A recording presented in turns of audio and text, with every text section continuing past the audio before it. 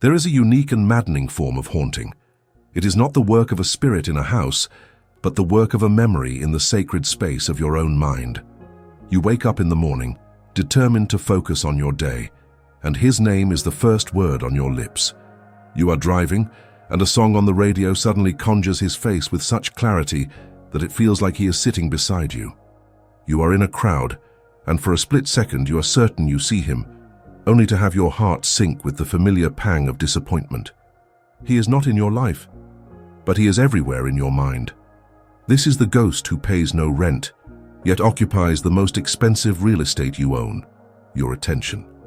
It is a constant low-grade fever of the soul, an obsession that drains your energy and keeps your life in a state of suspended animation, always waiting for a presence that never fully arrives.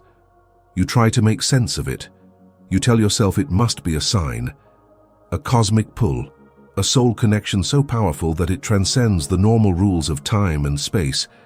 You build a beautiful and tragic story around this haunting, a story that, while romantic, keeps you trapped in a cold and lonely waiting room. But what if I told you that this haunting is not a sign of your profound connection to him? What if it is, instead, a sign of a profound disconnection from yourself? What if the ghost that is rattling its chains in the halls of your mind is not his, but a powerful, magnificent, and exiled part of your own soul? This video will reveal the secret reason why you can't stop thinking about him. It is not magic. It is not fate. It is a powerful psychological mechanism that once you understand it, you can begin to dismantle, freeing your mind, your energy, and your life. Drawing on the deep wisdom of Carl Jung, we will explore the nature of psychological projection, and I will show you how you have, with the best of intentions, given away your own inner king, turning an ordinary man into a god who now rules your inner world. This is not a lesson in forgetting him. It is a guide to remembering yourself. So what is this secret psychological mechanism that creates such a powerful and persistent haunting? The reason you can't stop thinking about him, the secret that unlocks this entire pattern, is this: you are not actually thinking about him. You are thinking about your animus projection onto him. This is a profound and perhaps unsettling idea, but it is the key to your liberation.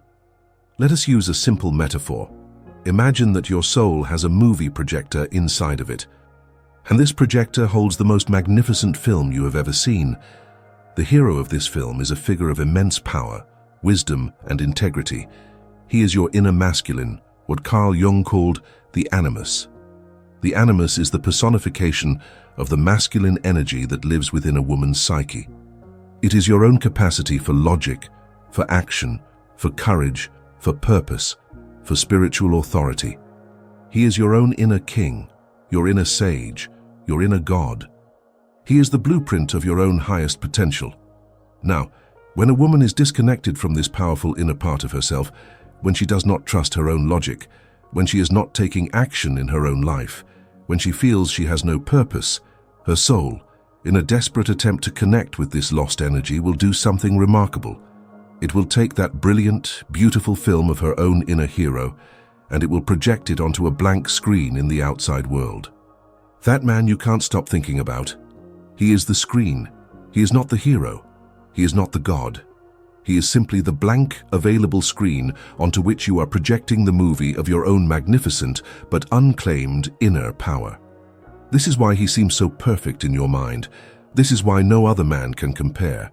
It is because you have unconsciously bestowed upon him all the divine qualities of your own soul. The incredible strength you see in him, it is a reflection of your own unowned strength. The profound wisdom you attribute to him, it is an echo of your own dormant wisdom. The sense that he could save you, that he holds the key to your happiness. That is your own inner king, your own animus, waiting for you to stop projecting him outward and to finally claim him as your own. You are not haunted by a man. You are haunted by your own potential. You are not obsessed with him. You are in a state of profound awe at the beautiful, powerful movie that your own soul is capable of creating. The tragic mistake is simply that you have forgotten that you are the projectionist. You have forgotten that the source of the light, the source of the story, the source of the hero is and has always been within you. Understanding this is the first step in turning off the projector, ending the haunting, and beginning the sacred work of bringing that hero home. This act of animus projection is not a conscious choice. It is a desperate and brilliant survival strategy of the soul. To understand why we do it, we must ask, what is the inner state that makes a woman so susceptible to projecting her power onto another? The answer lies in a state of profound inner disconnection. When a woman is disconnected from her own animus, from her own capacity for logic, action, and purpose, she feels adrift in the chaotic ocean of life. She lacks a rudder. She feels powerless against the waves of circumstance. Her inner kingdom is without its king. This state is psychologically unbearable.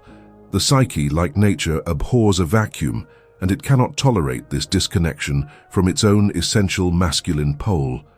And so, it begins to search. It scans the external world not for a partner, but for a hook upon which it can hang the magnificent heavy cape of its own lost animus. It looks for a man who has even a glimmer of the qualities she has disowned in herself. Perhaps he seems confident. Perhaps he is decisive.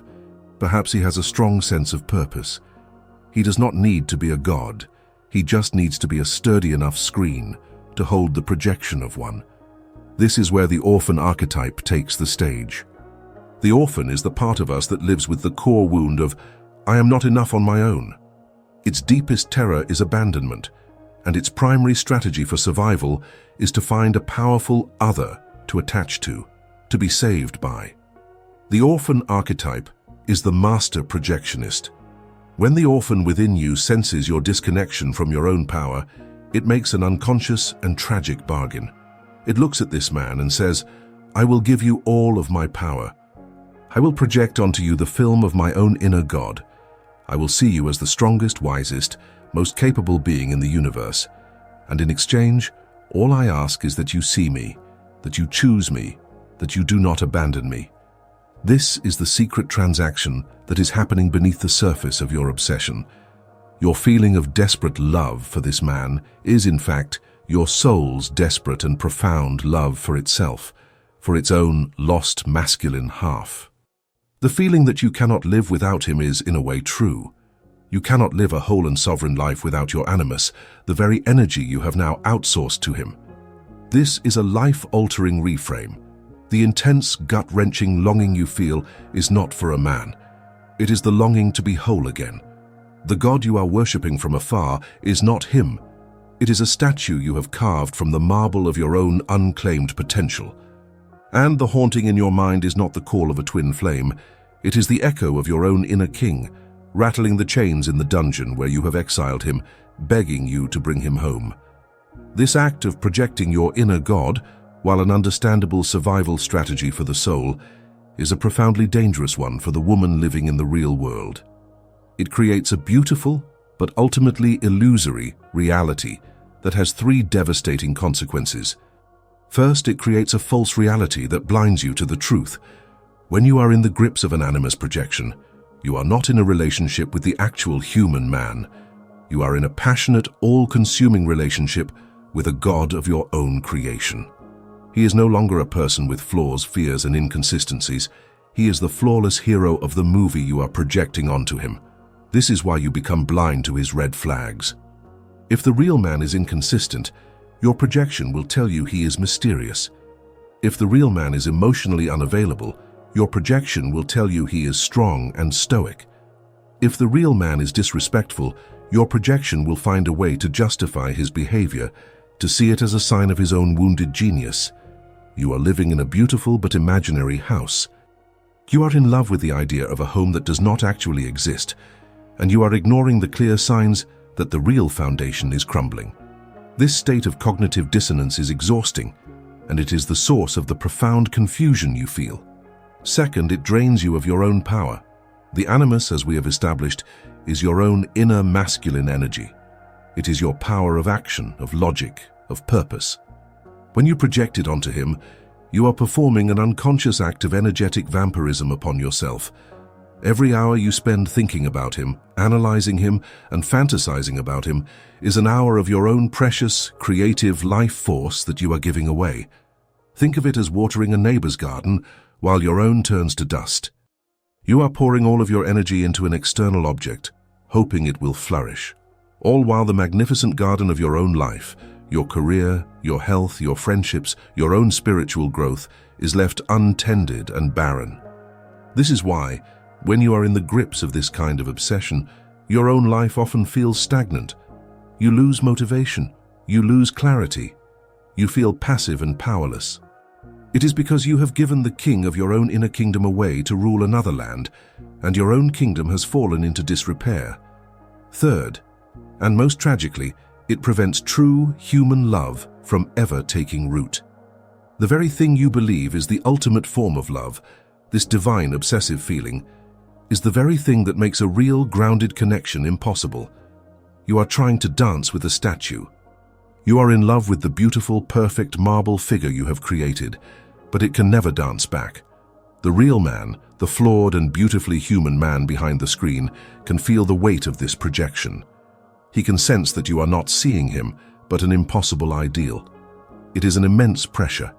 He knows he can never live up to the God you have made him into, and so, on an unconscious level, he will either run from that pressure, or he will begin to resent you for it. True love is not about finding a God to worship.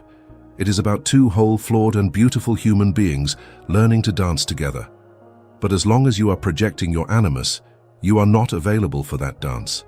You are waiting for a statue to come to life, a tragic fantasy that keeps you from the real and infinitely more rewarding world of human connection. To understand that you are projecting your own power is a profound revelation. But to actively reclaim it is the act of a true alchemist. This is where we move from the diagnosis of the problem to the practical work of its cure. This is a sacred ritual of taking your power back. It is the work of consciously turning off the movie projector, taking the precious film of your own soul and bringing it home. We call this the projection retrieval ritual. This is a practice of creating new neural pathways in your brain. It is the work of teaching your psyche to associate the magnificent qualities you have projected with their true source, yourself.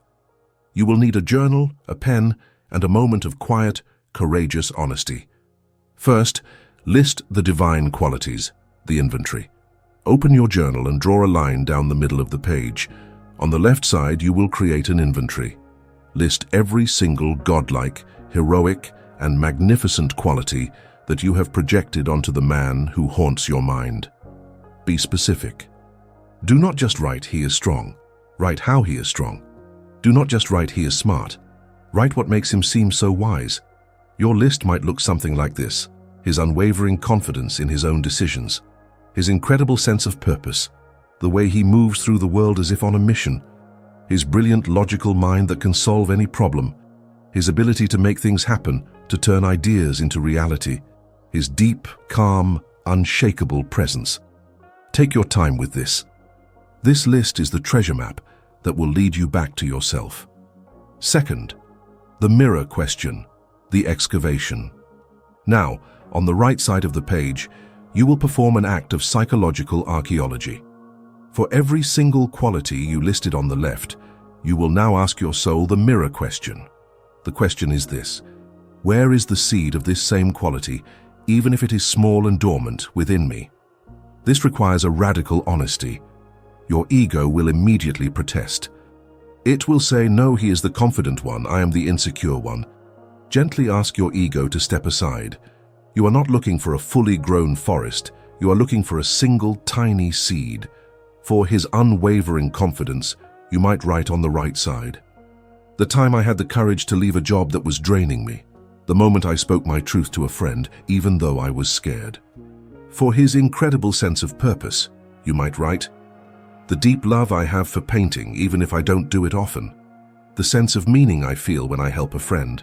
For his brilliant logical mind, you might write: my ability to manage my household budget, the time I successfully planned a complicated trip. You must be like a gentle archaeologist, dusting away the layers of self-doubt to find the evidence of your own forgotten gold. You will discover that every single quality you admire in him already exists, in some form, within you. Third, the reclaiming statement, the coronation. After you have completed your inventory, after you have found the seed of each quality within yourself, it is time for the final powerful act. Close your journal, sit up straight, place a hand over your heart, take a deep, sovereign breath, and now, either silently or aloud, speak the reclaiming statement. Say, I reclaim my strength. I reclaim my wisdom. I reclaim my purpose. I call my Animus, my inner king, home from his exile. He does not live in the image of another. He lives here with me. The film is back in the projector. The projectionist is home, and I am the queen who rules this kingdom whole and complete. This is not just an affirmation. It is an act of power. It is a declaration to your own unconscious that the search is over. The God you were looking for on the outside has been found and brought home to the sacred throne in the center of your own soul. When a woman consistently and sincerely practices the projection retrieval ritual, the change that occurs in her inner world is not just profound. It is a tectonic shift. The haunting does not simply fade. The ghost is exorcised because you have finally realized the ghost was a part of you all along. The first and most immediate result is that the obsessive thoughts about him will begin to lose their power. The psychic energy that was fueling the obsession, your own projected animus, has been withdrawn. It is like a fire that has had its fuel source removed. It may flicker for a while, but it inevitably begins to die out. The man who once appeared in your mind as a radiant, all-powerful God will begin to seem more human. The divine glow around him will start to fade. The constant aching need to be in his presence will be replaced by a quiet, steady sense of your own. This is because your inner kingdom is no longer empty. The second and most beautiful result is what we call the return of the king. Your animus, your own inner masculine energy, has come home, and he brings with him all the gifts you had mistakenly given to another. You will begin to feel a surge of your own motivation, your own clarity, your own sense of purpose. The energy you once spent analyzing his every word is now available to analyze your own business plan. The strength you once projected onto him, you now find in your own spine. You stop waiting for a hero to save you because you have finally become the hero of your own life. And this leads to the great and final paradox of the entire journey. By stopping the projection of the God onto him, you are finally able to see the real man for the first time. The movie screen goes blank, and you are left with the simple, unadorned, and beautifully flawed human being who was standing there all along. In this moment of profound clarity, you are truly free. The obsessive, needy attachment is gone, and in its place, a real choice emerges. You can now look at this man without the dazzling and distorting light of your own projection and ask a new and sovereign question. Do I, the queen of this now thriving kingdom, actually want an alliance with this man exactly as he is? Sometimes the answer will be no. You will see his flaws clearly and realize that he is not a match for the powerful, whole woman you are becoming. And you will be able to walk away, not with the heartbreak of a ghost leaving you, but with the quiet clarity of a queen making a wise decision for her realm. But sometimes the answer will be yes, and if it is, the connection that can be built from this new ground is not the fragile, illusory bond of a projection, but the strong, authentic, and lasting love between two whole and sovereign human beings. Paradoxically, it is only when you stop needing him to be your God that you can finally begin to love him as a man. We began this journey in the halls of a haunted mind, chasing the ghost of a man who held a mysterious power over our thoughts. We have traveled through the deep Jungian landscape of the psyche, uncovered the secret of the Animus projection, and learned the sacred alchemical ritual of reclaiming our own power. And we arrive at this final, liberating truth. The mental obsession was never truly about him. It was always and only about your own magnificent projected power. The haunting you felt was the echo of your own exiled king, the grief of your own abandoned inner kingdom. The goal, therefore, was never to get him out of your head. That was the question of the orphan, the question of the decorator. The true sovereign goal was to bring your own inner king back home to the throne of your own psyche. It was to turn the haunted house back into a holy temple, a place inhabited not by the ghost of another, but by the full, radiant, and royal presence of your own integrated soul. And here lies the final secret. When you stop looking for a king in the outside world to come and save you, you finally discover the powerful, wise, and unshakable queen that has been waiting patiently within you all along. You do not need to be chosen by his kingdom. You are here to rule your own.